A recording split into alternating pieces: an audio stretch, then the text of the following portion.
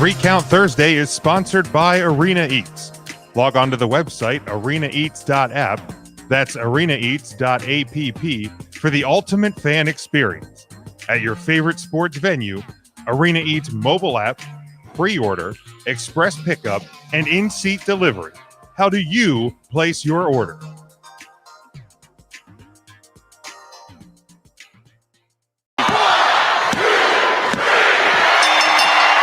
You know who I am, but you don't know why I'm here. Ding dong. Hello?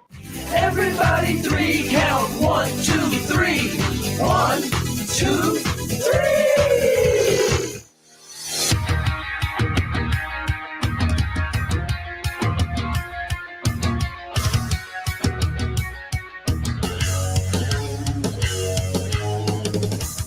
I didn't get here because I was cute, or because I came from some famous wrestling family, or because I sucked up to the right people. I got here because I am good. I earned this championship.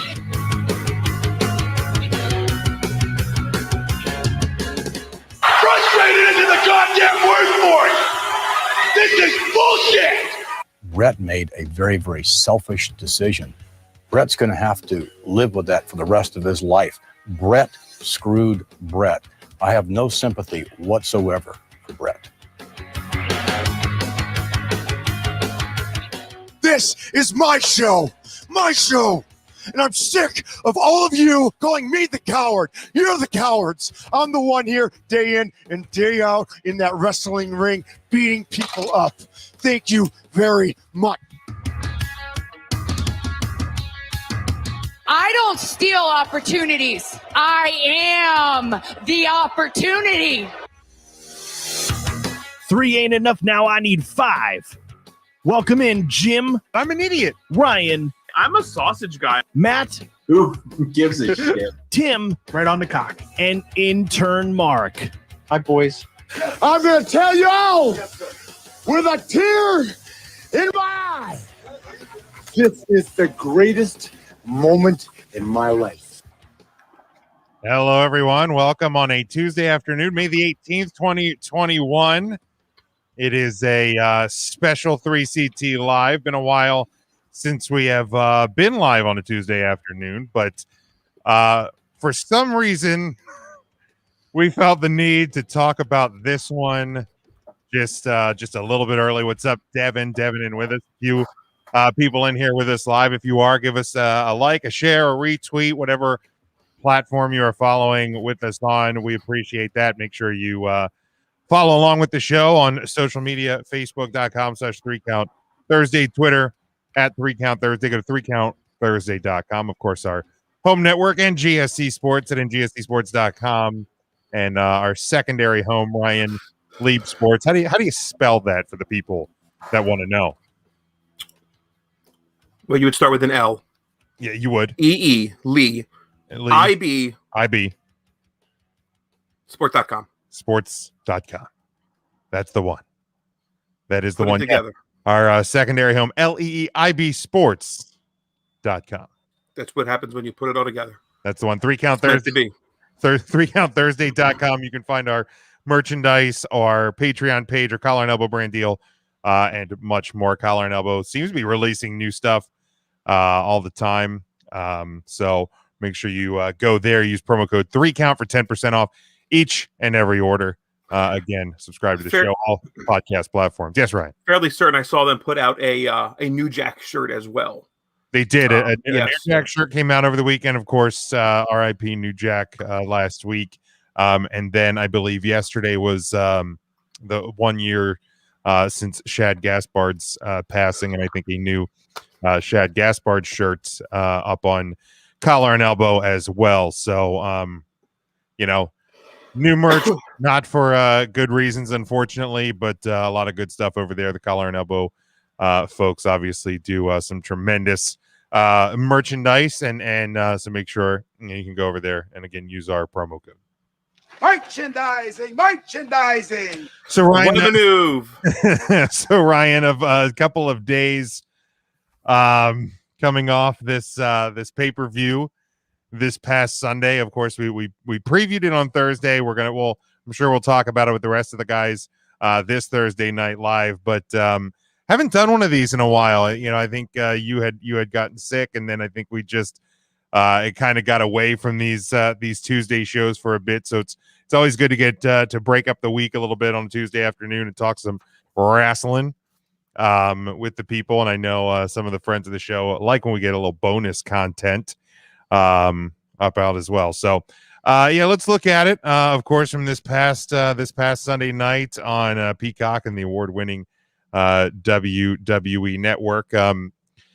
I heard good things about the pre-show match. Didn't have a chance to catch it, but Sheamus and Ricochet, 7 minutes and 12 seconds. But the show kicked off. Rhea Ripley defeating Asuka and Charlotte Flair, triple threat match for the Raw Women's title, 15 minutes and 22 seconds. This was one that, if you look at the numerous matches we've had between Rhea and Asuka, between WrestleMania and now, the chemistry not really there between the two of them. I thought the Raw before WrestleMania Backlash was their best match between the two of them, but that's not really saying a whole lot, unfortunately, and it's a shame. And I don't really know why two of the better women in the entire world, in the entire business, struggling to find chemistry. And I don't know if it's Rhea's having trouble maybe finding herself a bit on the main roster. Hard to recapture some of the NXT magic. I don't know. But Charlotte being added to this, to that pairing, I think paid off dividends. I think it was a good opener. My only real gripe with it is some of the overselling by Rhea in this one. I feel like everything is just cranked up to 11 with her, and I don't know if that's her being produced that way or what. I don't know exactly what that is, because I don't remember her selling like that in NXT. But it's just everything feels over the top. Facial expressions, the mannerisms, everything just seems way over the top with Rhea right now. Yeah, I don't know. I didn't necessarily care for this match. I seem to be one of the few that didn't really enjoy it. I share your sentiments about Rhea Ripples and Asuka not having great chemistry. I'm not sure why, but those matches just seem to come off a little meh. And to me, adding Charlotte Flair just added one more person that Rhea Ripley doesn't have great chemistry with. I'm not sure who Rhea Ripley's had great matches with right now. In recent time, I don't know what it is. Other than like she was the big fish in the NXT pond, and now she's just like a regular size fish in a much larger pond. And there were just gaps. I mean, she's still young. I don't want to chalk it up to like, oh, it's just a green wrestler, but we've got to really work on the chemistry. The end of this match really took it out for me. I don't know. The outside stuff just seemed wonky. The submission stuff, didn't love that. Charlotte was on the apron, hit, and then I guess fell off the apron. I was wondering why Charlotte didn't jump in and like break up that pin. And then like finally in the replay did commentary be like, oh, that's right, Charlotte did get knocked off the ring, because the camera cut away, you didn't see Charlotte fall, so you assume Charlotte's going to break up. When that doesn't happen, you're like, oh, somebody missed a spot. And then to find out like she just was supposed to fall off the ring, but a camera missed it, or commentary missed talking about it, or something happened that didn't describe. 7 camera cuts missed the moment. Somehow it missed the moment that Charlotte was now no longer on the apron, and the momentum of, I think it was Asuka, into her knocked her off the apron, even though she was the one that like hit with the elbow or the foot. I forget exactly what the sequence was, but I remember thinking like, oh, Charlotte will break this up, and then it didn't happen. I was like, wow, that just seemed like something was missing. I don't know. Just didn't care for it. The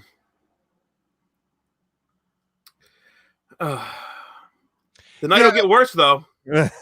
It'll get worse, and then I think it got better. Like I'll give you that. It definitely got worse. It definitely got better after it got worse, but definitely got much worse.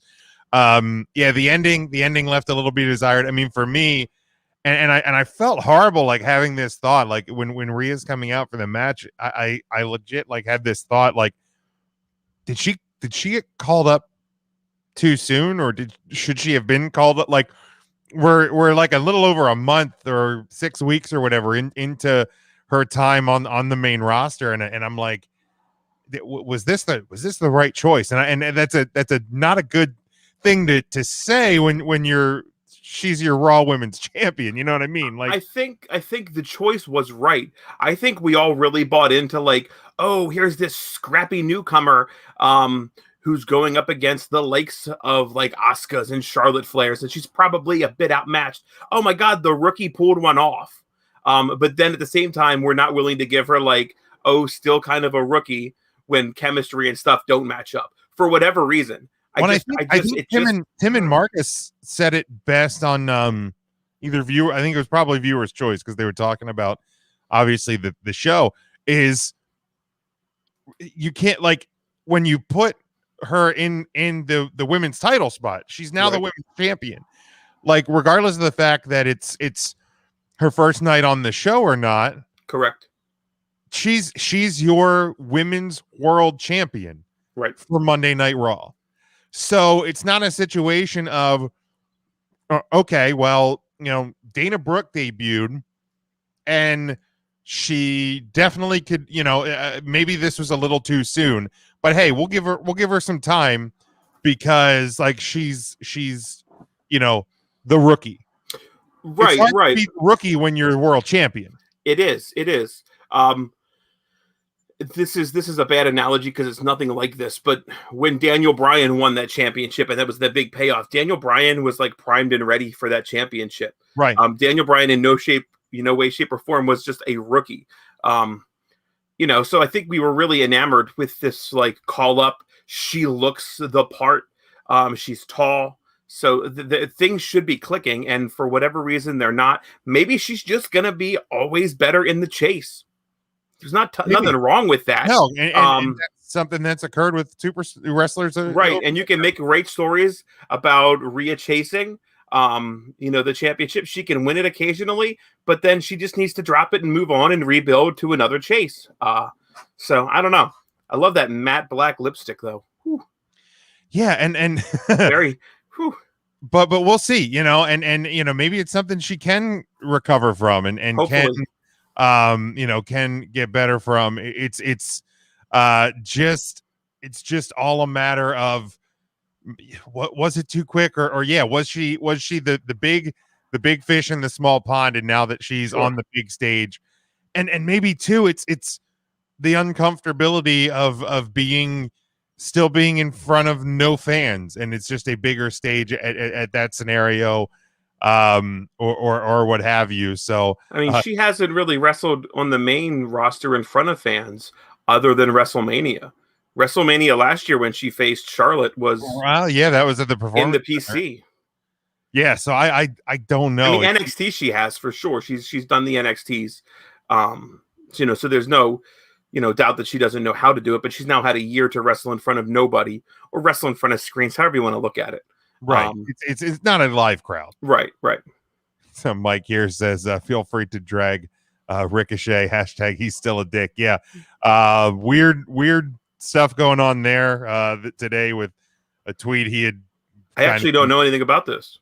Yeah. So fill me in. He since deleted the tweet, but I guess by the way, today's snack, sweet tarts and chewies. Something.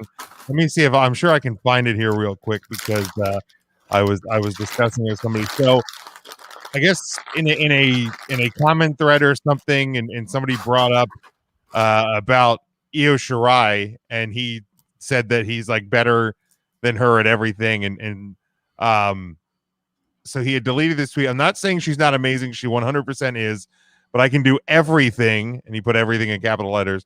Everything she can, probably even better. She can't do what I'm capable of, maybe not even half, which he just was getting shredded for, and for good reason, because it was really odd. Like I don't even necessarily like really recall why he had done that. And then a little bit later, after he deleted the tweet, he posted something. It said it was a meme, and it says, if you hang around 5 confident people, you will be the 6th. If you hang around 5 intelligent people, you'll be the 6th. If you hang around 5 millionaires, you'll be the 6th, which I don't think he understands how money works.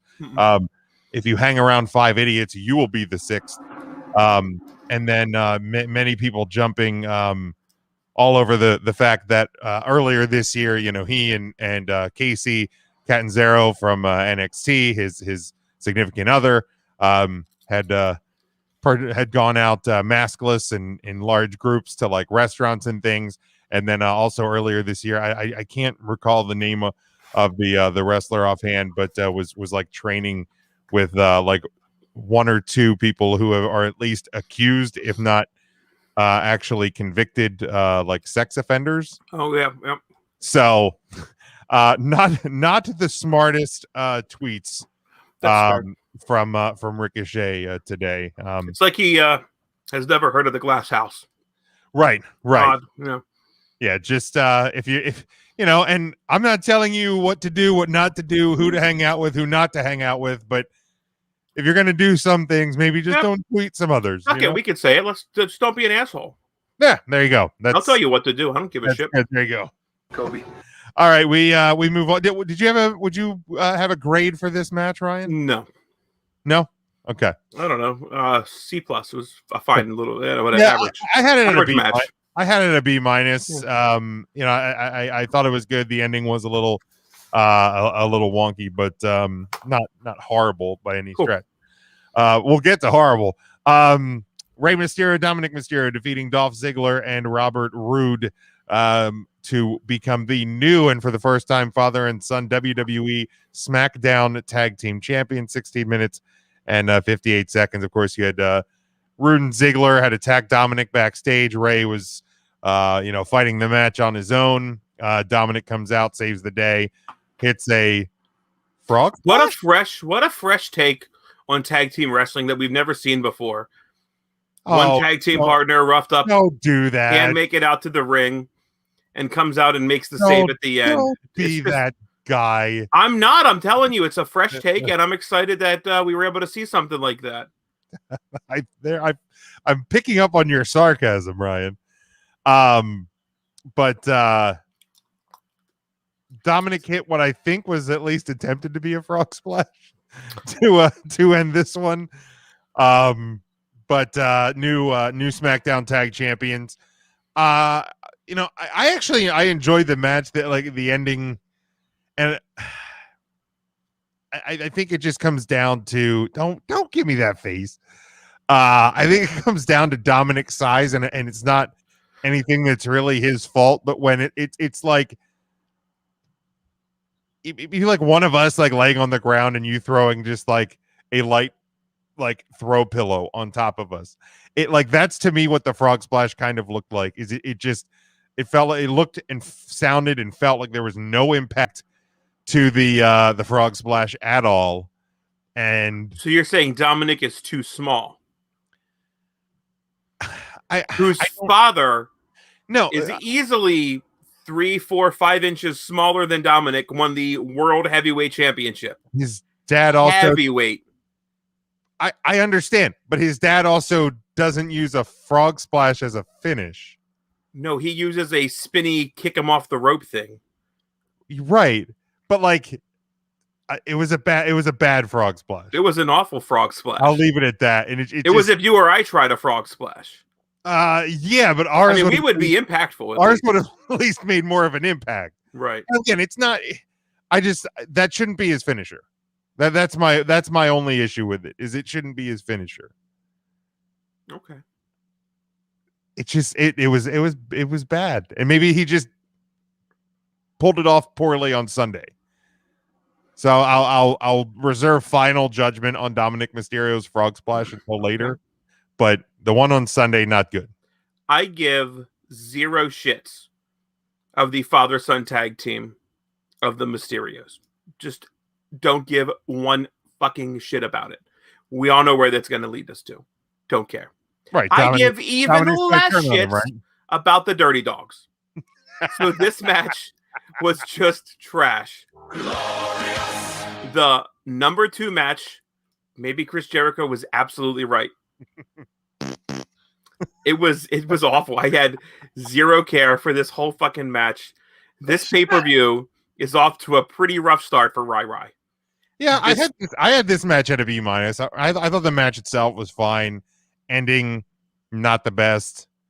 I mean, I don't particularly like care or love the Mysterios. I do probably care less about Ziggler and Rude as a tag team. And so I'm glad they got it the title off. Yeah. Ziggler's summer vacation.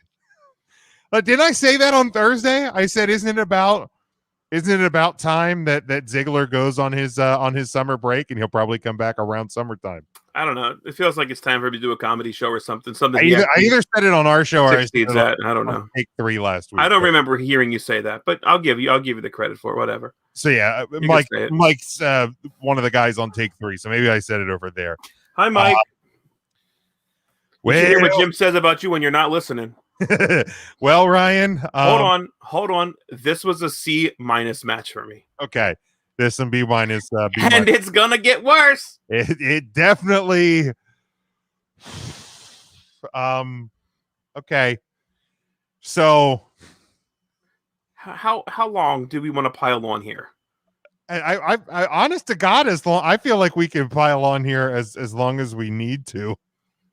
I have to finish mowing my lawn sometime today, but we could go on 30 Ryan for hours about how fucking piss poor this next match was. Damian Priest defeats The Miz with John Morrison in a lumberjack match, 7 minutes and 1 second. So let's get the good things out of the way first. It was short. All right, now let's get to the bad. I knew it was going to be bad. I knew it was going to be bad when Johnny Drip Drip went to the Lumberjacks locker room, which, why do the Lumberjacks have a locker room? Actually, no. I think you would want to change into your gimmicks. Right, but wouldn't it just be the locker room? Like, no point have I ever seen a lumberjack specific locker room. Oh, so somebody tries something different in wrestling and Jim hates it. But actually, that's not even the point where that's the point I knew it was going to be bad. The point I was kind of afraid it was going to be bad is when, like, the Batista tweet about sending over some friends. And I'm like, no. I was like, they're not going to actually do that, right? Like, they're just teasing us. At that moment, the zombies in the lumberjack locker room could have just scared the regular lumberjacks out. Sure. And we would still have regular lumberjacks in this match. No. When you get the movie tie-in, and that was it. Like, oh, the lumberjacks are zombies, but we're going to have real lumberjacks in this match. Yeah, the moment that I saw the zombie lumberjacks, I knew. What the hell is even that? I knew. Yep, that's fair. That it was going.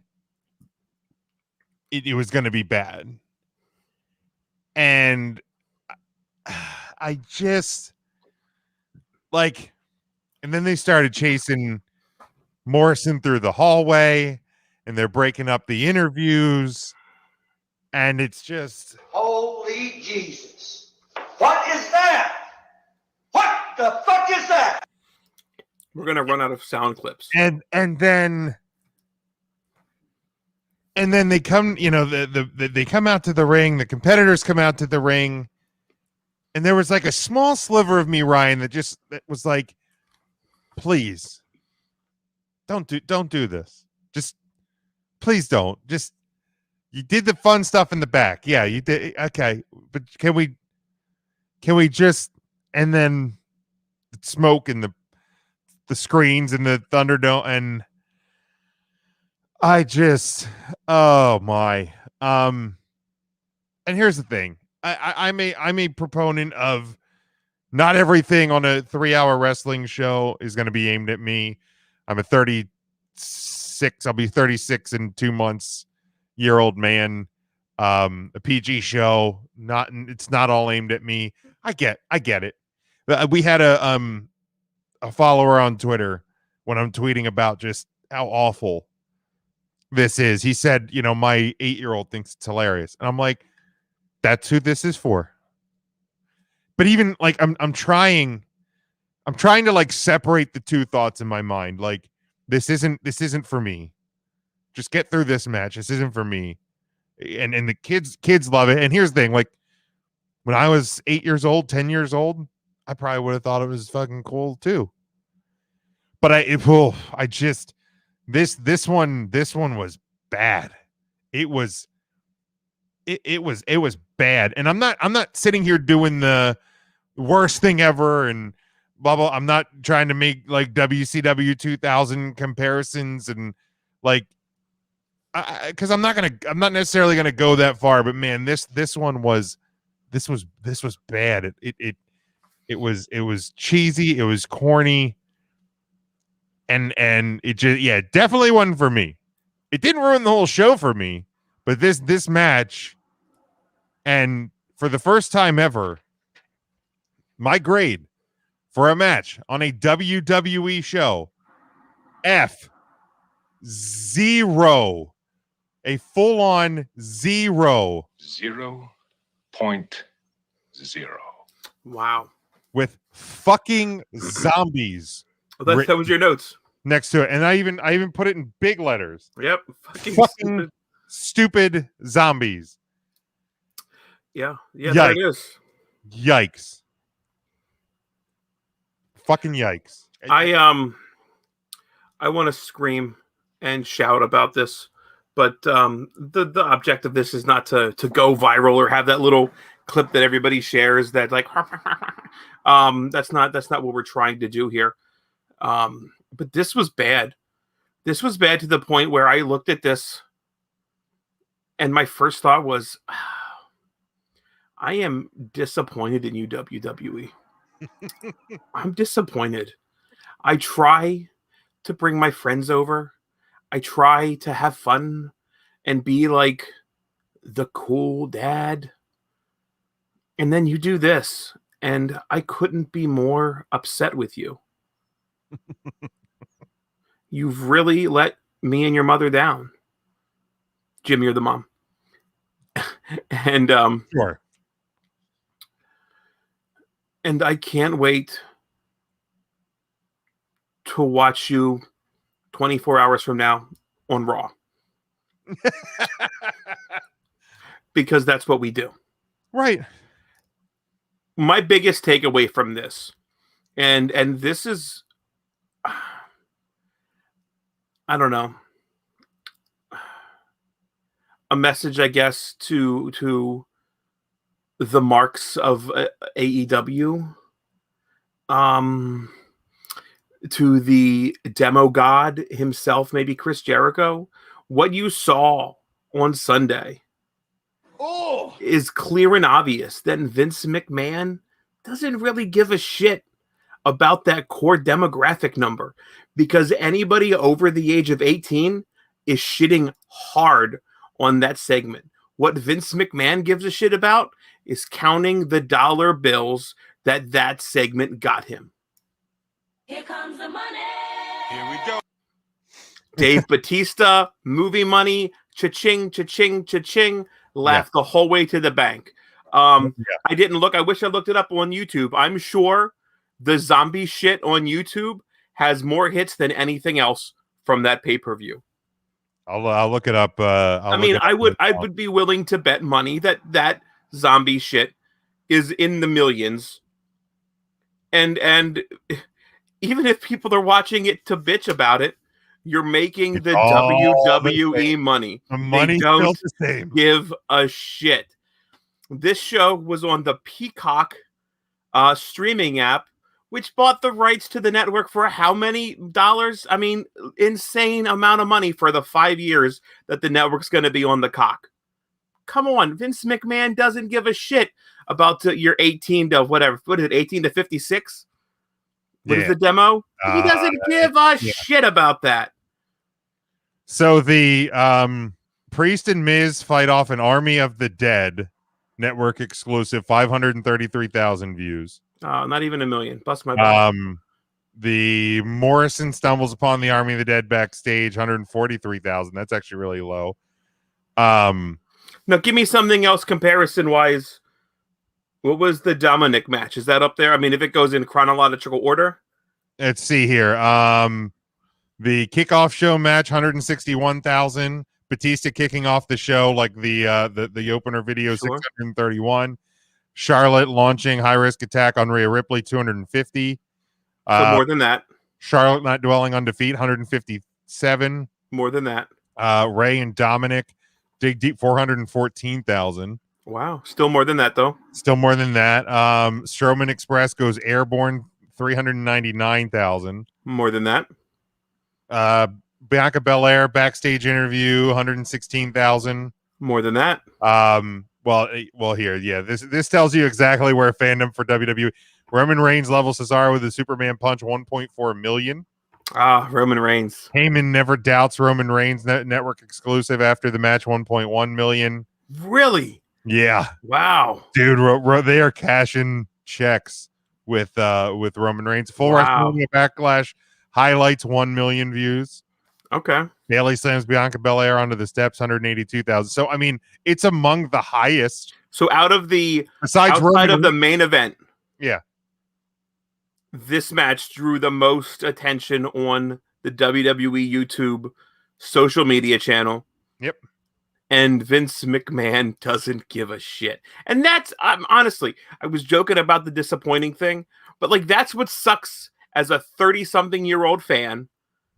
That it just doesn't matter at the end of the day what you or I or fucking any other wrestler that wants to shit on this says. It doesn't matter. It does not a single second. Not at all. And like again, you know, it's almost laughable sitting here now having experience. We can look back at this and laugh and be like, that was stupid, but it probably made him some money. And like, again, you know, when people want to talk about ratings and, you know, AEW got 1 million for Blood and Guts, and then they, you know, convenient when AEW falls back below 1 million, you don't hear people, you know, puffing their chest up about ratings, but it's a whole nother topic for a whole nother day. But like, for as bad as Raw is, it's still the highest rated out of all the wrestling shows. So like, whether you hate watching it or not, doesn't matter. Whether you hate tweeting it or not, doesn't matter. Every time you hashtag WWE Raw, Vince is getting a kick off of that. Like every time you post a YouTube video about how bad the show Some guy corrected me yesterday. I saw that. Pissed me off. But like all of it, it doesn't matter because it's making the WWE money. Yep.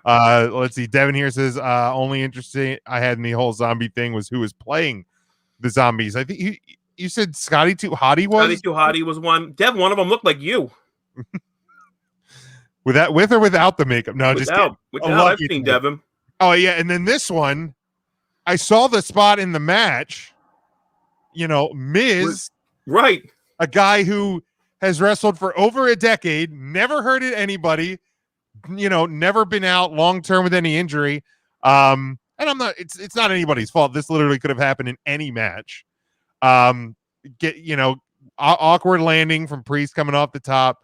I right when I saw it, I was Is that like, when he landed on him? Yeah. I was like, that didn't look great. Miz grabbed his leg right away. I even tweeted like that might not. That doesn't look good. He started selling it right away, and I'm like, I don't think that's selling a move. I think that's dude's legit hurt. Found out today being reported that It's torn ACL. Don't know if it's full or partial tear. Hopefully it's partial. Somebody who responded on Twitter that, if it is partial and you can keep him around like the wheelchair gimmick, Miz can be entertaining as shit. But if it's a full tear, he'll be gone for at least probably about 8 or 9 months, I would guess, which absolutely sucks because like the guy's gotten himself into like probably the best shape of his career. Obviously had the short title win. And just, for that to happen and for it to happen in this match, like I know the Zombies had nothing to do, but did they? They might have. It might be because of the fog and the smoke and all of that. Maybe the ropes were slippery. I don't know. I wasn't there. Let's talk about how ridiculous it is that the Zombies respect the sanctity of pro wrestling to not get in the ring during the match, but as soon as the bell rings, they figure how to like climb up to the apron and slide in. Yeah, I mean, Devin, who were the Zombies? I saw Scotty Duhati was one. That dude that signed from CZW, I can't think of his damn name. Joe Gacy was one. That's the guy. Yeah. Devin was one. Other than that, I don't know who else was there. Devin, do you have any insider knowledge? Devin, yeah, Big D. I mean, it's well, it's the same reason why if you're going to chase somebody and they hop out of the ring through the ropes, you get held up in the ropes. You can't continue to chase first time, right? But yeah, it was all bad. It was just all bad. And I love to try. I'd love to try, at least try to give a positive spin on anything and everything WWE does, but I just couldn't with this one. I just couldn't. It just, again, I didn't let it ruin the whole show. I'm not LaGreca-ing this. None of that. But like, it just it was bad. It was bad. Like, it was one of those moments where I was just like if I had anything else to do in my house on Sunday night, I would have gotten up and done it at that moment and came back when the match was over. It was literally like, I guess away is the best way to call it. And it's fair to call it embarrassing because it's like, God, come on. Right. If you like zombie shows, that's great. Watch zombie shows. I just don't need an entire gimmicked match right in a WWE pay-per-view. Right, like I called out to sell. Like I think I tweeted, like, remember when sponsors were happy when they would just drink out of the cup at the commentary table, like Sonic. You see Sonic cups, Sonic. That was what a sponsor does, right? The Got Talent shows. Everybody drinks from Subway cups or whatever. Fucking yeah. That's how you do it. The Dunkin' cups. That's what happens. That's how you get your product out there. You want to promote your movie? Run a commercial or two and have Batista say his shit in the beginning. That's great. Right. Perfectly fine. Don't sell a whole fucking match. I mean, I called out AEW when they did the Rick and Morty Dynamite. Right. When your turnbuckle pads are Rick and Morty. But they were just turnbuckle pads. Right. Rick and Morty didn't actually come out. Well, I mean, they had guys dressed up as Rick and Morty and some of the characters on the show, and your barricades had Rick and Morty ads. I mean, it was literally it was overdone. But literally, like you said, it was just advertising on the ring and around the ring. Right. Like, it wasn't, Rick and Morty weren't lumberjacks for the match. No. But like, I called that out, and I'll call this. And I know everybody likes to do the, well, how would you defend this to your non-wrestling fans? What if they were watching this? I'm like, well, they wouldn't be. They're non-wrestling fans. Are your non-wrestling fan friends watching WrestleMania Backlash? Really? Right. Like, they may be watching WrestleMania. They may be watching Royal Rumble. They may stumble into a Monday Night Raw. Overdone though, too. Right. Why? Like, like if I walk in on, something on Grey's Anatomy, or how are you going to explain that to me? Like, somebody explain the show Manifest to me. Because that show makes no fucking sense, and I've watched it from day one. Right, exactly. It's a plane that blew up, it came back and disappeared, and it's in the fucking bottom of the ocean, and your hand glows. It doesn't make any sense. People are like, like the girl drowning and coming back. The girl's picture on the wall is dripping wet. Like, right. Explain that to somebody. You don't have to. Right. You like it or you don't, and that's fine. I didn't like this. Right. Like, explain the Matrix. Like, if somebody somebody stumbles in halfway through Matrix 2, explain this to your friend that's not. How much time do you want to waste explaining it? Right. It's wrestling. Right. Like, how about you just watch it and enjoy it, or you don't, and that's fine. Right. Like, why? Like, and whether it's good or bad. Why do I need to explain wrestling to somebody who's not a wrestling fan?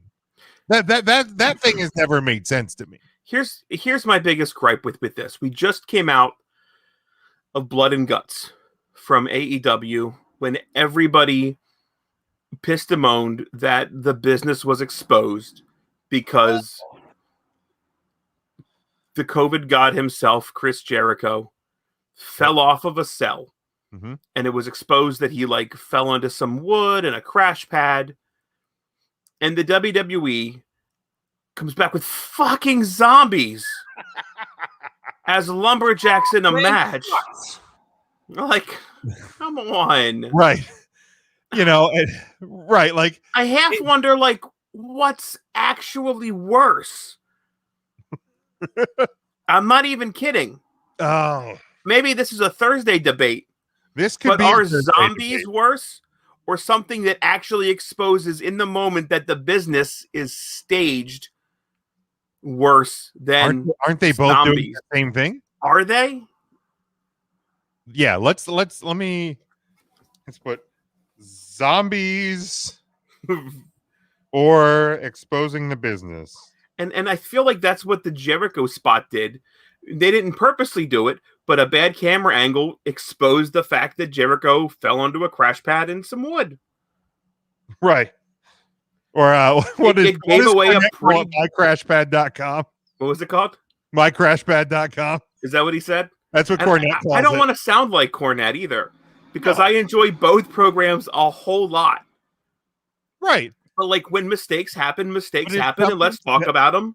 Right. And learn from them, please. If something's that bad, it's okay to call it that bad. Right. This was that bad. The exploding when later on in this show, Bobby Lashley gets thrown through, the LED board. When that explosion is bigger than the exploding ring, it's okay to make fun of the exploding ring. Yeah, when Jericho falls on cardboard and the world's largest pillow, it's okay to expose that. And again, we're not saying Jericho should have fell through concrete. I don't want anybody to get hurt. Safety is absolutely not paramount. 100% paramount is safety. But again, just don't show me the world's largest pillow. Right. Just find a way. On the replays, they showed the camera from way up top with Jericho falling. Right. Beautiful shot. Beautiful shot. Absolutely. I'm pretty sure they had a drone too. Have a drone above you. Right. With Celine Dion behind it. But yeah, that's all I need. And then you just fucking zombies. Zombies, man. Fucking zombies. Shame on you, WWE. Yeah, this was bad. So the AEW thing was a bad camera angle. This was intentional, and you purposely did this. So shame on you, WWE. This intentionally sucks. You intentionally were like, yep. And again, I get it. You made money. Great. Absolutely. Shame on you. WWE made money. I get it. It's an entertainment company. Again, 8-year-old kid fucking loved it.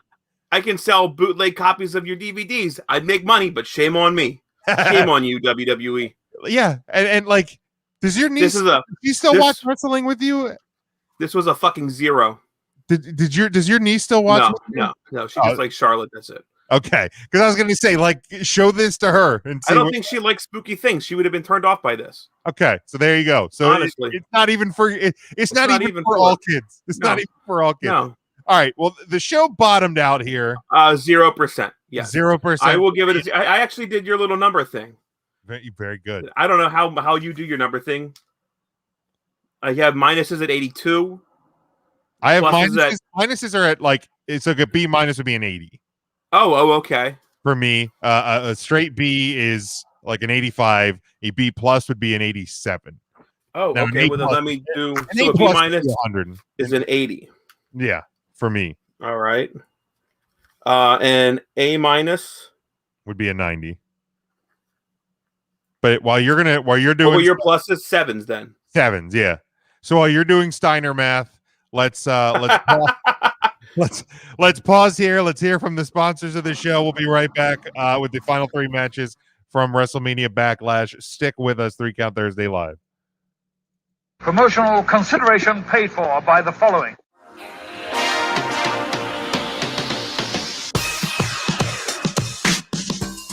Three Count Thursday is sponsored by Arena Eats. Log on to the website arenaeats.app. That's arenaeats.app for the ultimate fan experience. At your favorite sports venue, Arena Eats mobile app, pre-order, express pickup, and in-seat delivery. How do you place your order?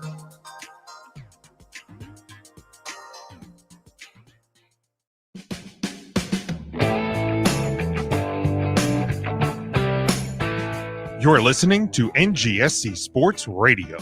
Hear us live on ngscsports.com, where you can get awesome analysis on all things sports. Or check out our podcasts on iHeartRadio, Spreaker, Apple Podcasts, TuneIn, and much more. For our latest videos, subscribe to NGSC Sports YouTube channel. Follow us on Twitter at NGSC Sports, and like us on Facebook.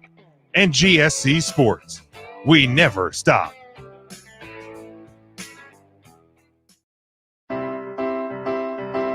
Are you looking for a place to listen to your favorite music and sports? Look no further. WLSN, the Lieb Sports and Music Network, is a web-based music and sports network. Our network was created to provide authentic, high-energy entertainment through live streaming to a national audience. We play popular music while hosting podcasts from all over the world. Curious? Check us out on the web at liebsports.com. That's LEEIB sports.com.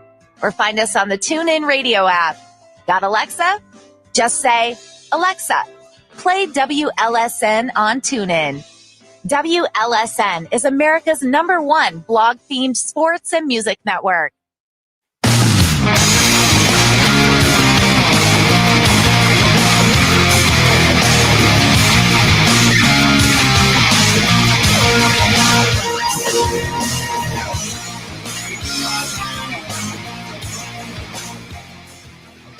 Welcome back, 3 Count Thursday. We're live. It is our WrestleMania Backlash recap show. We're looking back, of course, at the show from the Thunderdome this past Sunday night. And we are giving you our thoughts. We just fucking zombies. We just talked about them, fucking zombies. So at least the show bottomed out here, right? I mean, at least He raked my back. it couldn't have gotten. Yeah, no, he didn't literally rake it. It couldn't have gotten. It didn't get any worse. From that point on, we then went to the SmackDown Women's Championship match, which I actually thought that this was the match that was going to open the entire show. But I actually liked the spot it was in, especially in light of what had happened just before it. I thought these women did a really great job. Really good match.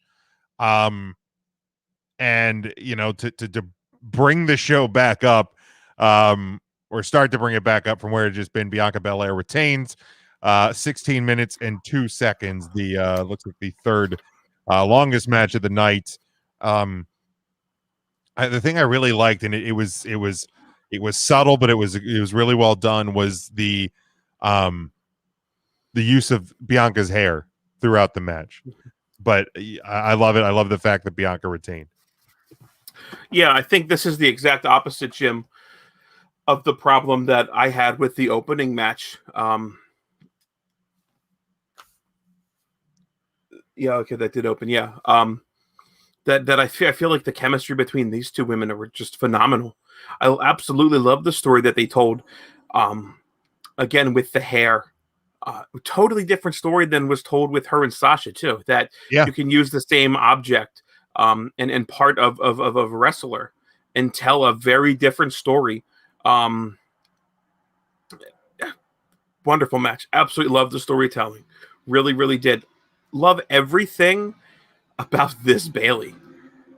I mean, I enjoyed Hugger Bayley. I thought Hugger Bayley was fun. It was cute. Sure. I really liked Hugger Bayley. This Bayley is so fucking good. I don't think she gets the proper respect given to her for how great this character is. Because this character is so much more than just like a Karen. Right. Well, and I think at first thought out. Kind of was. Sure, it is evolved. At first it kind of was, and it was a face trying to be a heel. Yep.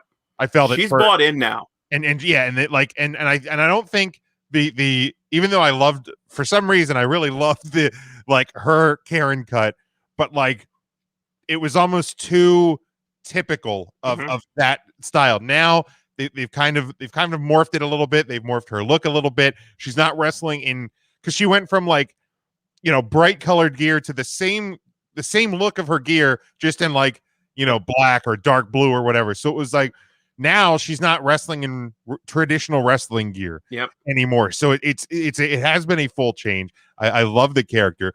I put down for this match, one of the notes I put down was I felt like it was the perfect mix between a fight and a match. Ooh, great call. Because there was this feel, and Bayley was disrespecting Bianca throughout the last 3 weeks or whatever since the match was announced, and it did. There was points where it felt like they are just scrapping. It wasn't pretty.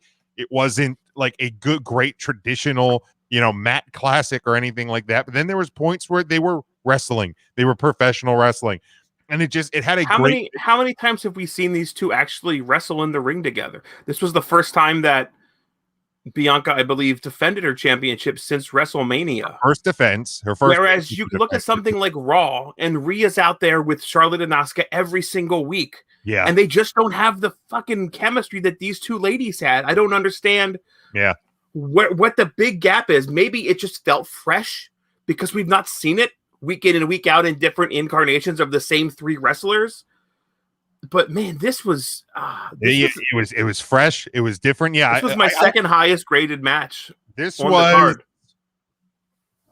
it was the third for me. I had it at a B. I thought the ending was good. And I get what they were doing. It just when it first came down, it didn't. It looked like it wasn't pulled off exactly how I thought.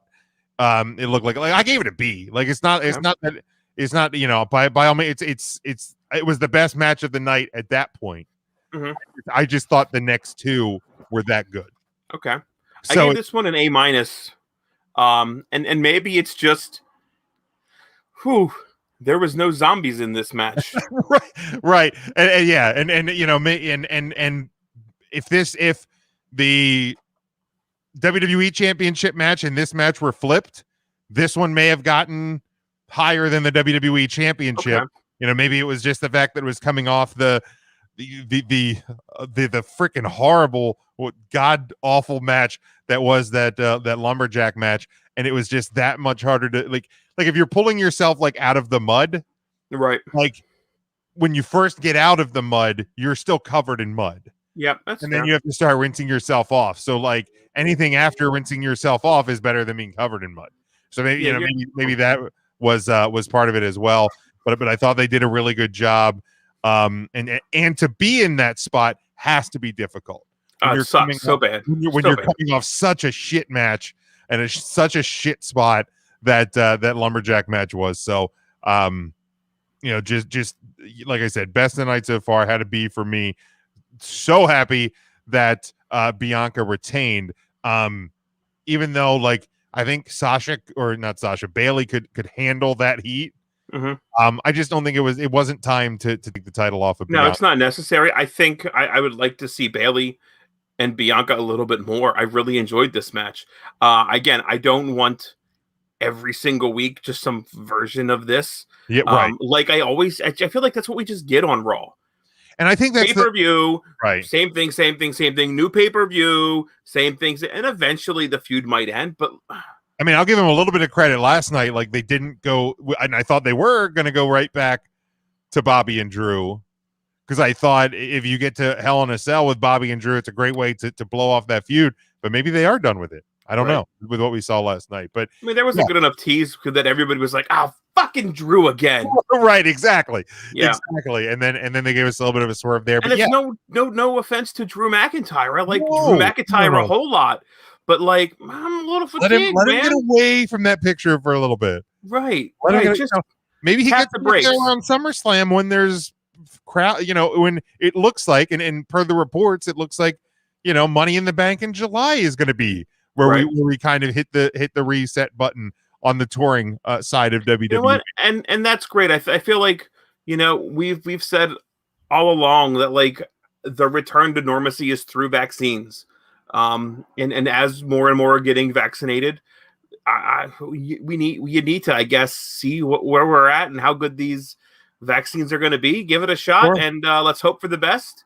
And hopefully this is behind us. I think our next 4 to 6 weeks, which I mean, if WWE is not going on tour till July, I mean, because I think your next 4 to 6 weeks is as stadiums and concerts start to resume and things like that, and baseball stadiums are going to 100%, and hockey arenas are starting to, 4 to 6 I mean, weeks. I have seen some concerts, I guess, still pull the plug. I think I just saw Motley Crue. The Motley Crue tour is say like, "Yep, it looks great, but we're gonna hold off till next year." I also wonder if that doesn't have to do with the fact that like some of the venues that they were probably scheduled at have begun booking other things this summer, as bands are like, "I'm going out now. Let's go now." Right. So like some of those venues that they were going to play and didn't have open dates.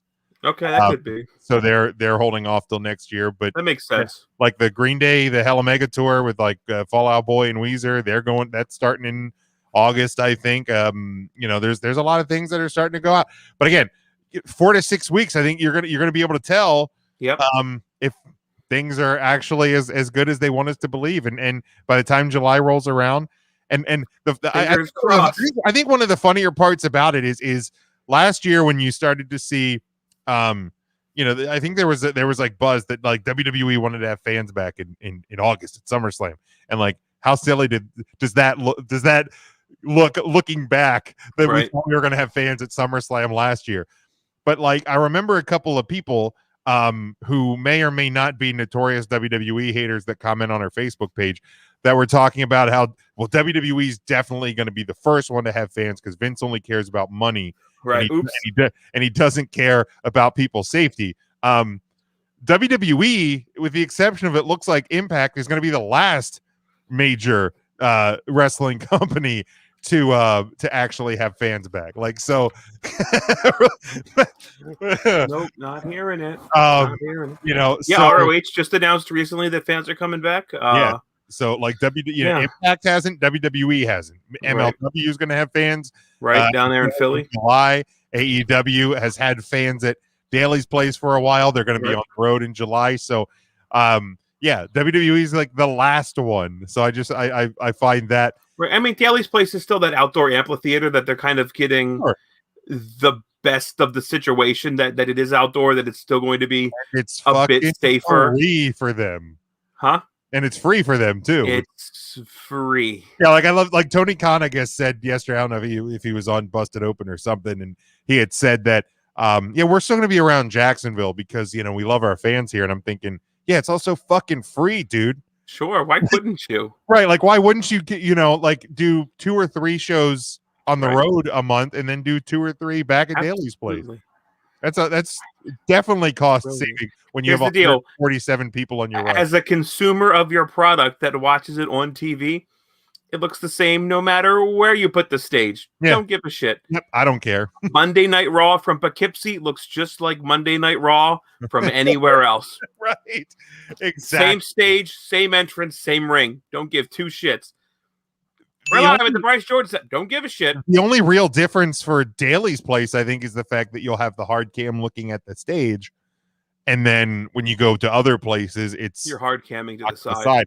Unless they do that like side corner entrance once there's fans back that that they did. I think you could probably just set up a stage for hard cam on the opposite side of the entrance. You could figure in an arena on the floor, you can get away with it. For sure. Yeah, you could certainly, figure something out exactly. But if they need to.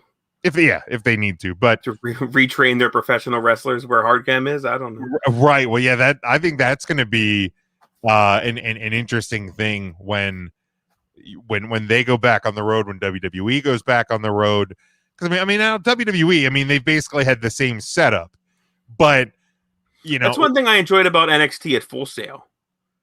Was hard cam was reverse. Oh yeah, I guess it was, wasn't hard it? Cam, yeah, came in, yeah. That's true. Yeah, I forgot about that. But yeah, once you get back in front of crowds and how crowds will react to a promo, react to a segment, I think those first couple of Dynamite shows and those first couple of Raw or SmackDown shows could be very interesting because it's like, here's the deal. Everybody says, well, it's like, like the whole idea of like, well, if you know how to ride a bike, you know how to ride a bike.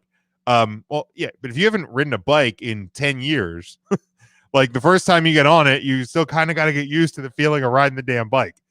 And I think it's going to be interesting to see once you get to those full arena shows again. It's going to be pretty telling. I think it's going to be a lot of fun. And I think it's going to kind of reinvigorate fans that have stuck around this whole time.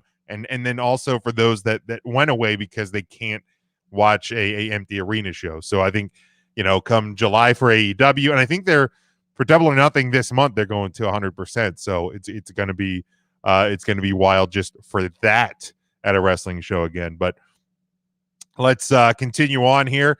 Final two matches, WrestleMania Backlash.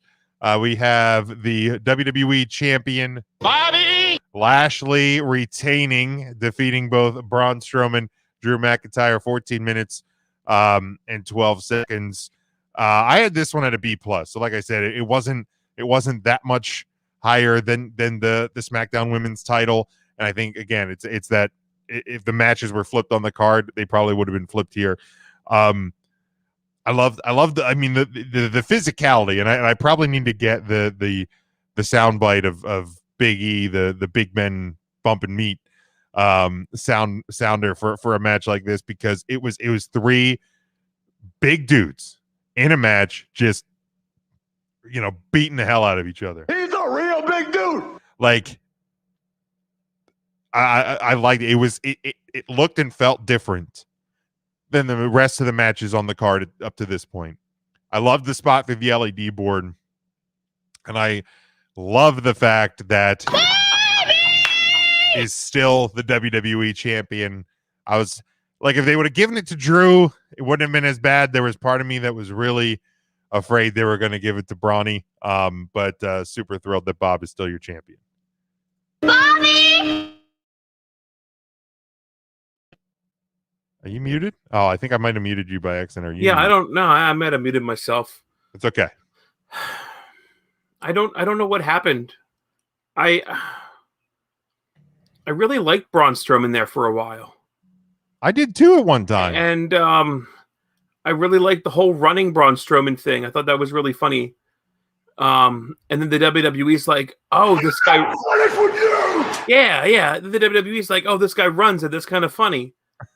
Let's beat that to death. And then let's make a shirt about it. Yeah. And then let's call him like a train because he's running and knocking things over. And then let's add sound effects to it. And then let's add sound effects to like his entrance. And then like let's totally make him like the Choo Choo Man. And he might as well just come out in a goddamn conductor's hat. And that's what happened to Braun. That makes sense. Okay. That's why I don't like it anymore. When Bob Lashley, old Bobby there, Bobby, when he got deposited through the LED boards, I should have known better. But there was a moment I was like, oh, we're going to get a new champion tonight. That's kind of cool. Because the camera looked in there and you didn't see him. And you were like, oh, maybe he's in another dimension. Who knows where he went? He gone. Because anything can happen. We just had fucking zombies on this show. And then I was like, it's going to be Drew. Oh God, or Braun. And I like Drew. I like what Drew did during the pandemic, like the pandemic champion. That's a tough spot to be in. Sure, Did a great job. He But I'm really just fantastic. I'm fatigued. Right. And they should have capitalized on Braun a while ago, but they didn't. Right. So they're gonna do it now, and that's like, that's not what I want.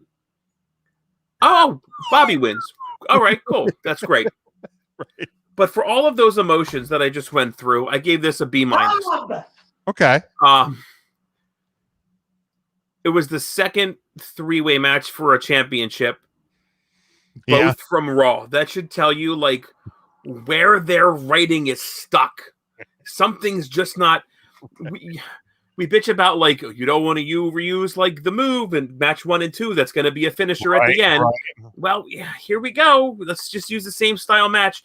The WWE has hundreds of matches to choose from. Do you know how I know this? Because they just had a goddamn zombie match.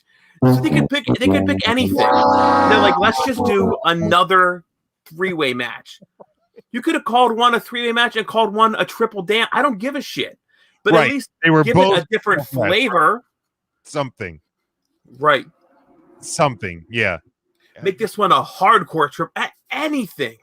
Right. I guess any match is a hardcore triple threat because there's no disqualification in a triple threat match. Right. Yeah, exactly. Yeah, no DQ, no countouts. But nobody ever takes advantage of that for some reason. Right. Yeah. So maybe this one they should have at least why wouldn't you? Right. Just fucking kill your opponents with the chair. Right. You won't lose. You can't lose. You can't lose. Right. I would invite the Washington Capitals' Tom Wilson to just come and beat everybody up. Attempted murder, probably. Probably. You could just Tom Wilson goon the shit out of everything.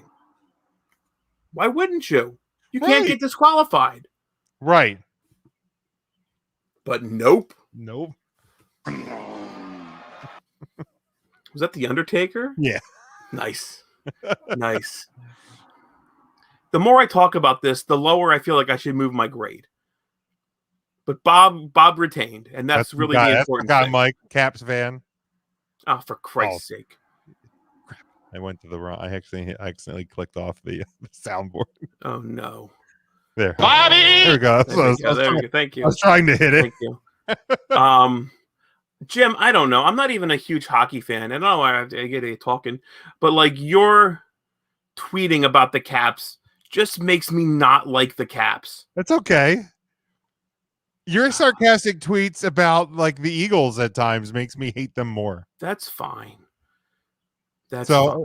I feel like that's the relationship that like we don't have any similarities in any sport. I mean, other than like I enjoy going to the Bears game. You like the Hershey Bears. I like the Hershey Bears. I enjoy going to the games. Right. But it's the closest thing we've got. Right. Even like we go to Barnstormers games, but like nobody really loves that. Like we just go there because it's like, I mean, it's fun to go sit and like eat barbecue and feel like we're going to die. Yes, it is. We ate so much barbecue.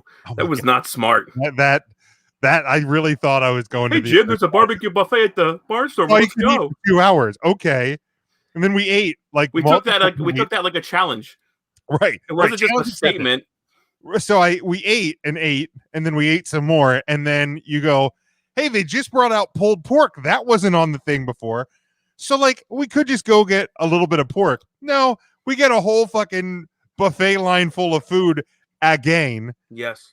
And then I literally getting stung going to like the bee infested soda machine multiple times. So many bees. Like, so it's free. Bees. It's worth it. Right. And then I literally, meat sweats, go crap it out. I got, and like I had to put beer on top of all of that barbecue naturally to try and burp to try and like relieve some of the pressure that was barbecuing. I wasn't proud of that day. No, that was pretty embarrassing.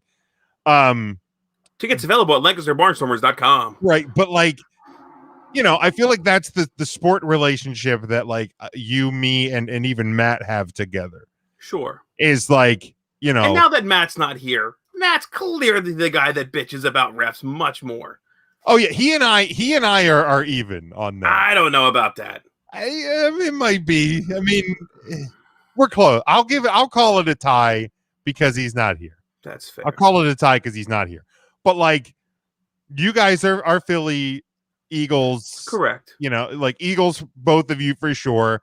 Kind of Flyers for you, kind of Flyers for Matt. I mean, if I will watch Flyers games willingly, so I would call myself a Flyers fan. Yeah, right. So like, you know, and I'm obviously Cowboys, Capitals. Correct. So we have a relationship where like there are clearly points where I enjoy the Orioles. I wouldn't say I enjoy them. That's fair. That's they are fair. my baseball team. Okay, the Phillies would be my baseball team. Yeah, I don't hate the Phillies. Like that. That's the Philly team I don't hate. That's wild. No, I thought you were kind of a Sixer fan. Well, yeah. Sorry. I sometimes I forget that I'm a Sixers fan now. But you can raise the cat and trust the process. Raise the cat, trust the process. First place in the East. But yeah, like I don't even hate the Flyers as much as I used to, and it's because teams like the Bruins and the Rangers have moved up the ranks. So the Flyers are coming down because, like I said to Matt one time, like there's nobody really that hateable on the Flyers right now. Like I don't like them because they're a rival, but I don't like. Did you hate before? Well, the Penguins are always number one. Okay. And then like the Flyers were like number 2, but then the Bruins moved up into the 2 spot. And that's who you're playing right now, correct? That's who the Caps are playing right now in the playoffs. Series Go Bruins. Where's that Undertaker sounder? And then the Rangers. I just realized while shaving this morning, my mustache is longer, shorter here, longer there. Yeah, it's a little uneven. Were you? Yeah, I gotta. I must have. I don't fucking know. You hear a high pitched sound like a dog, or just? Oh shit. But then the Rangers with the shenanigans that was pulled with the Tom Wilson stuff, and fuck the Rangers. They actually moved up to the number 2 spot, but like the Bruins are like 2A because we're playing them in the playoffs. Okay. But anyway, but yeah, I feel like that is the relationship we have. Yeah, it's B minus. Then we go to the main event of the evening: Roman Reigns defeating Cesaro by technical submission singles match for the Universal title, 27 minutes and 34 seconds. Man, I loved this match. This is on my list of matches of the year. I think it's going to be very hard to not see this match in my top 5 at the end of the year. I gave it an A. I don't think it was perfect. Like I don't remember the last time I gave A+ 100%, but this is as close as you're gonna get to it. I loved it. I mean, I think I hit the 0.0 sounder last Thursday for the possibility that Cesaro was gonna win the Universal title. And then throughout the night, throughout the match, and they just keep talking about, you know, how long Cesaro's been in the company without winning the title and this, and I'm like, well, they're really going heavy on the stat. Like in WWE, generally, and I credit Tim for pointing this out, only uses numbers when it's when they want to. So the fact they kept going to these stats, I'm like, are they? And then throughout the match, I'm like, are they really? They might do this. There was really points in this match where I thought, and the fact that like Reigns basically told the Uso brothers, I got this. Like, don't fuck this up for me. You know, and I mean, at one point I was actually expecting Jimmy at some point to come out, cause distraction. But you know, Roman retains, does not hurt Cesaro in any way, shape, or form. Just absolutely loved it. I think he was the first person to break the submission hold because he kind of got loose and then Roman got it back in. So like Roman looks beatable. He hasn't lost yet, and I don't think he's going to lose for a little while yet. But slowly but surely, the cracks are beginning to show.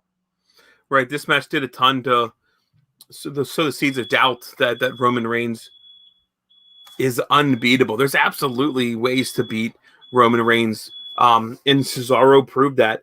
It's rare that you can lose a match in the main event on the card and still come out looking like $1 million. But I feel like that's what Cesaro did. Cesaro looked so good here. You have a smoke alarm going off at your house? No, I think it was my neighbor backing in. Yeah, his work truck. I heard it in the distance. Gotcha. I was like, what in the world? Yeah, I saw you take it. I was like, yeah, that's all that was. Okay. Making sure your house or my house is not on fire. No, we're not on fire yet. Yeah. Firefly Funhouse. There were times in this match I was like, wow, they're going to do it. I can't believe it, but they're going to actually do it. And like you said, they were hitting the stats from the word go. This is Roman Reigns, sixth main event. Oh, shut up. I do. I enjoy sausage. Go buy the shirt, whatamaneuver.net, whatamaneuver.com. What's the website? Whatamaneuver.net. .net. I was right the first time. They've got great shirts. You should go check them out. Very comfortable. Super comfy. We have the Smackdown shirt up there too. So thank you, Mr. Christian. Sister Christian? Sister Abigail. Fuck, totally forgot. Now I'm thinking about pizza. Son of a bitch. I was doing so good there too, I felt. You were doing great. You were doing great. I was so close. So yeah. So Cesaro is more of a pepperoni guy. Well, because of the nips. Because of the nips. Big nippies. Yeah, he's got big pepperoni nippies. Yeah, man. Roman looks beatable now. And I think that's the most important thing coming out of this. Without actually beating somebody, without somebody actually beating him, he looks beatable. Right. And he looked like $1 million too. The back and forth in this match. Cesaro gave him everything. He was able. I don't think he hit him with the neutralizer. So I guess Cesaro did not hit him with everything. Point out the fact that they don't believe anybody's ever kicked out of the neutralizer. Okay, well, then don't use it. And it wasn't hit. Great. Superman punches, the submission holds I thought were great. The sharpshooter I didn't believe would end it, but cinched in. I love that he had to switch of holding it because of the arm. The arm was the story and the selling. Ultimately, the arm that he uses to uppercut is the arm that really started his downfall. Right. Great story told in 27 minutes. It didn't feel like a super long match. This felt like it was getting longer, but main event level action. Should be longer, I think. Just loved it. I'm sorry. Main events should be longer. They absolutely should, and they should be some of the greatest matches on the card. This one absolutely lived up to the hype. Jim, like you said, I don't think it was perfect, but this was a really, really good match on my match of the year candidate list. I think I have 6 or 7 on there now, so I seem to be adding more this year than I have in previous years. But this match absolutely deserves to be on the list. Whether it'll be on there or not, I don't know. But yeah, I love the stats about this was Roman Reigns' first time wrestling for the championship. This was my 10th match of the year. Oh shit! So far, am I that high? I have 10. I have 10 so far. I'm gonna have to check myself. I keep it on my phone. Yeah, as do I. Hard to believe. One of the matches on from Raw. I have the very first Raw of the year. I had a match on mine. Do you really? Yeah. Drew McIntyre. What do you got so far? Let's go over what you got. So I have McIntyre defeating Keith Lee to retain the WWE Championship from Raw. Last time we saw Keith Lee, I think. Last time. Big E defeating Sami Zayn and Apollo Crews to retain the IC title February 5th on SmackDown. Okay. Gargano defeating Kushida retain North American title at TakeOver Vengeance Day. Cheater. Thunder Rosa defeating Britt Baker in the Lights Out match on the March 17th Dynamite. Okay. I have what's the next one? Roman Reigns defeating Daniel Bryan to retain the Universal title at Fastlane. Walter defeating Tommaso Ciampa to retain the UK title at night 1 of TakeOver Stand and Deliver. Bianca defeating Sasha Banks for the women's title night 1 of WrestleMania. Roman Reigns defeating Edge and Daniel Bryan to retain the Universal title night 2 of WrestleMania. Roman Reigns, you're picking up a pattern here. Roman Reigns defeating Daniel Bryan to retain the Universal title, forced Daniel Bryan off SmackDown on April the 30th, and then Roman Reigns defeating Cesaro Backlash this Sunday. So I have 1, 2, 3, 4 out of 10 matches on my list so far. Roman Reigns winning. Nice. Yeah, and here's the deal. I'm certain Roman Reigns is going to show up on my Wrestler of the Week, even though he didn't win a championship. This is absolutely going to land him on the Wrestler of the Week, which we're going to talk about on Thursday. But yeah, spoiler alert, he's sitting in the number 1 slot right now. Yeah, someone has to dethrone him. And I don't necessarily see anybody from the NXT or Dynamite tomorrow dethroning him. Cool Kyle. Ooh, how about that, Cool Kyle? Think so? Maybe. Maybe. Maybe.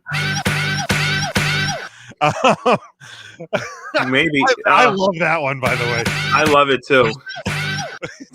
I feel like we just ought to do that every time Tim says anything on Thursday. Just let him finish a sentence. Ow! Every time. He'll get that angry face where he just sits there like.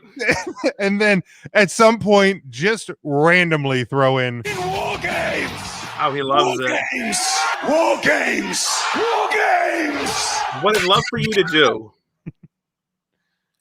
between now and then is take that clip, and I know it's going to take some editing, but make a clip that says Game Wars. Game Wars, Game Wars, Game Wars. So I'm going to say War Games. You'll have to play it. I'll be like, oh, shoot, that's right. We call it Game Wars. I'm putting that a reminder in my phone. I think that would be talk about this stuff on the air because he's not going to watch it. This. He's not listening. He's got his own stuff to do. Game Wars sounder. I'm gonna put that. Game Wars. Game Wars. I think that would be fun. Yeah, I'm gonna put that. I'll do that during NXT tonight. There you go. You got something to do. This was an A match, 95%. Yeah. The match of the night on my list. It absolutely catapulted Roman Reigns, I think, to another level.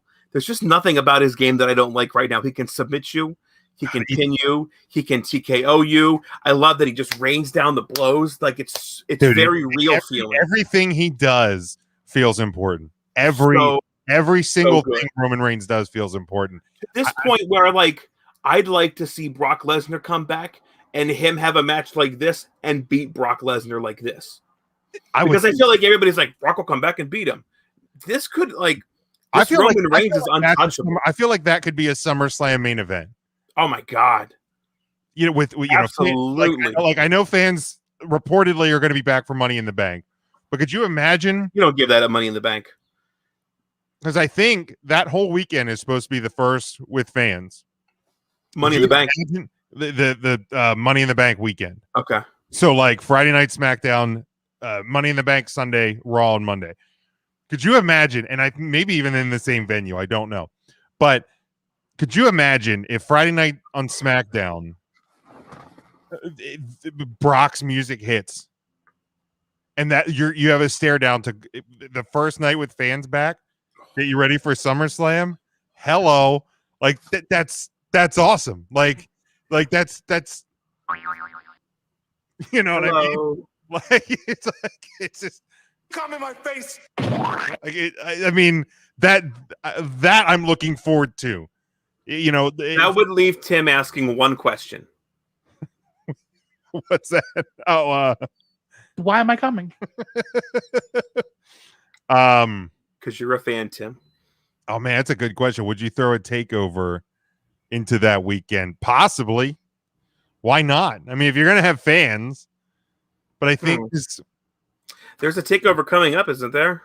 Takeover in your house is in June, so yeah, you probably won't get one in July. I get it. It would seem rushed. Yeah, I think you hold off until the SummerSlam one because I think if you need to rush it, because you're going to do SummerSlam, I mean it's going to be a huge weekend. Yeah, for sure. All around. So, but yeah, this match got an A for sure. Overall for the show, it came out to a C-, and that's because of that 0. It's worth it. You know, 0. It's a shame. Those last 2 matches did a lot of heavy lifting. Right. The last 3 even. Right. I liked the opener. The second match, okay, fine. But man, that, and yeah, the last three absolutely pulled this show up. And quite frankly, if you're gonna have a show that's basically split in half, good and bad, give me the best on the bottom half. Yes, sir. You know what I mean? Don't give me your best up front and then by the end make me go, why the fuck did I keep watching after the halfway point? Correct. Because we've had those nights. Yep, we've had those pay-per-views where you look at the third match and go, this is where the pay-per-view died. Yep. Don't WrestleMania night 2. Right. The WrestleMania died at the end of night 1. No. But yeah, I'd much rather have it go this way than the other. So if I threw some numbers there, your style, I came up with a 68%, 68.6. That sounds about right, because I think your first two matches were a little lower. Yeah, they were lower than mine. So I would round it up to the old 69. So not too shabby for my first time assigning numbers. Yeah, there you go. See, isn't that fun? Put a little number. It's not. I don't need to do it again. I hate math. Now the only other question, Ryan, you had the post match stuff after the Roman Cesaro, where Seth came out. You had a little stare down with Roman. Some people are like, is he the next? Ooh, the Shield's back. Is he the next guy that's going to acknowledge Roman? Are we getting a feud out of this? And then, he went on, because he already had Jay come out and attack Cesaro. Right. And then, Seth continued the attack, did the chair thing. I know Ernest and I were talking. He thinks it might be leading to Hell in a Cell between Seth and Cesaro. I think you could honestly see Cesaro away for a little while, nursing the injury, get him off TV for a little while, bring some new feuds in. But so that means Cesaro opens SmackDown. 100%. Did you like the post? Like, I didn't necessarily think it needed to be there, but I didn't dislike it at the same time. Yeah, it didn't need to be there. But put Roman up out of the picture. Let Seth stand tall at the end of the show. Roman, it didn't hurt Roman, obviously. No, we've had numerous pay-per-views with Roman. Right. So that's fine. It's a little different. So yeah, it looked a little different. The suit was out of this world. It didn't really hurt Cesaro any, because Cesaro, I think, should come back. That's why I wouldn't want to see Cesaro gone. That it looks like this beatdown was so brutal it took him off TV for a while. That's fair. That's fair. I would want to see him.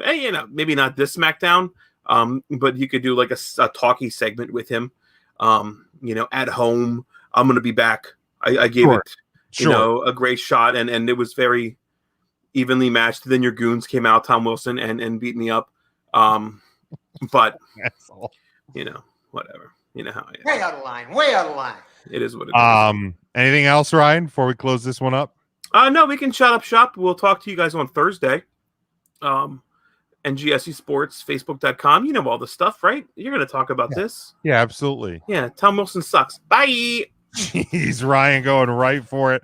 But yeah, you can follow the show at 3 Count Thursday, Facebook, Twitter, Instagram. You see all the stuff right there on the screen. Patreon.com/3 Count Thursday. Colin Elbow brand, use promo code 3Count for 10% off. Get all your apparel, whatamaneuver.net. Our home network, of course, NGSC Sports and NGSCSports.com. Our secondary home is the Leap Sports and Music Network, LEEIB Sports.com. Follow us on all of our social media. Go to 3CountThursday.com. That is the best way to do it. Until Thursday night, everyone, when we are live back on Facebook.com/3 Count Thursday. Stay safe, stay smart, and go for the pin. Go Bruins!